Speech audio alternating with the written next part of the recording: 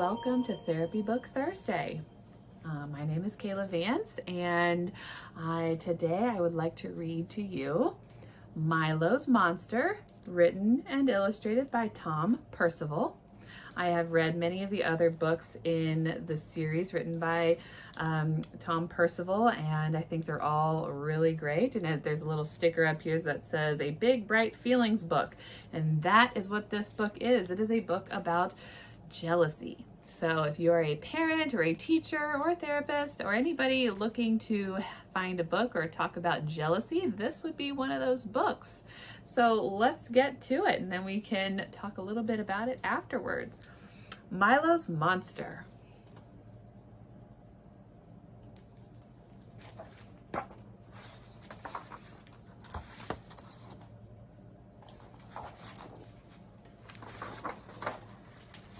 Milo's Monster.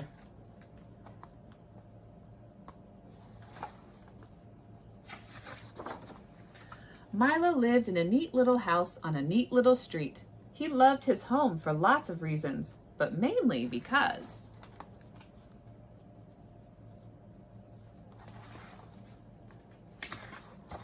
his best friend Jay lived next door.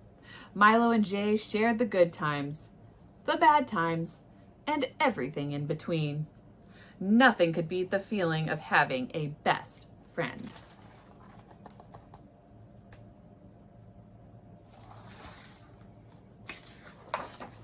Then one day, a new family moved into the big old house across the street. Milo watched as a girl ran excitedly around the yard. She smiled and waved, and Milo waved back.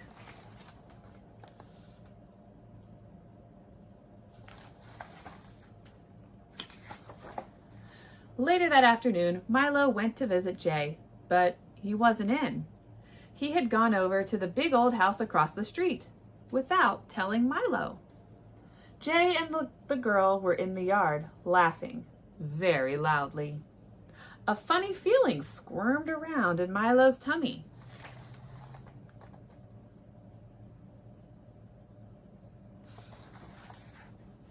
I wonder what it could be. "Hi, Milo," called Jay. "This is Suzi. Isn't her yard amazing?" Milo nodded, but the jealous, squirmy feeling had nothing to do with Suzi's massive yard and everything to do with how much fun Jay was having without him.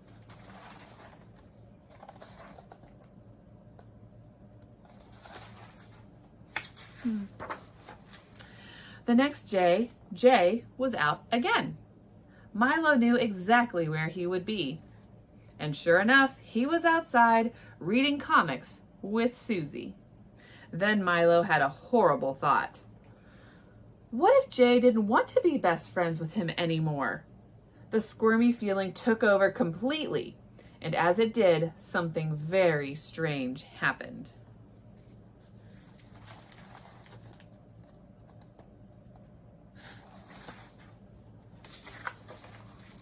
A green-eyed monster popped up right beside him. Whoa.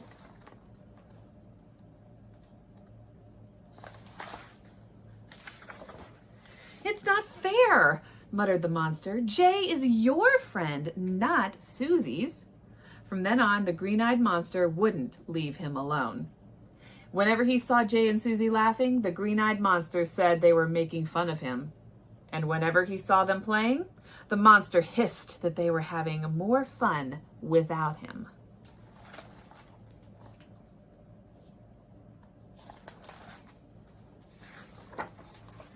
Every time Milo saw Suzi and Jay together, the green-eyed monster made him feel terrible.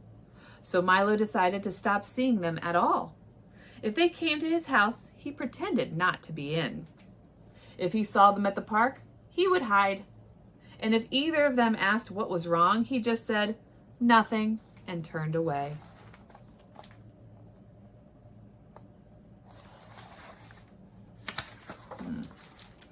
Day after day, he walked around with only the miserable mutterings of the green-eyed monster for company.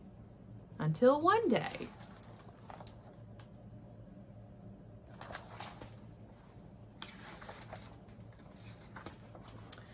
Suzi tapped him on the shoulder. "Why aren't you and Jay friends anymore?" she asked. "He really misses you." She looked very upset. The monster said it was a trick, that Suzi was lying. But Milo shook his head. It was time to get rid of that pesky monster once and for all.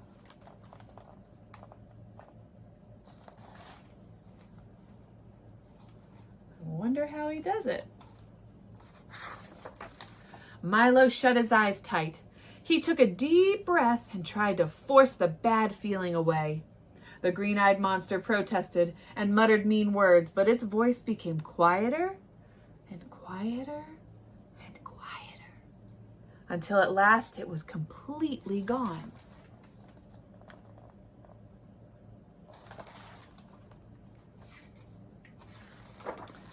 Finally, Milo could see the truth. The green-eyed monster had nearly ruined everything. And now he did the only thing he could. He said, "I'm sorry." And he really was.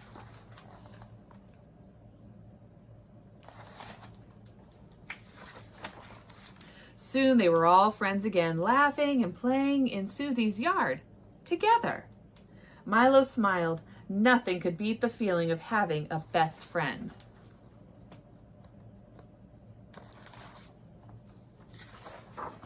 Except having two of them.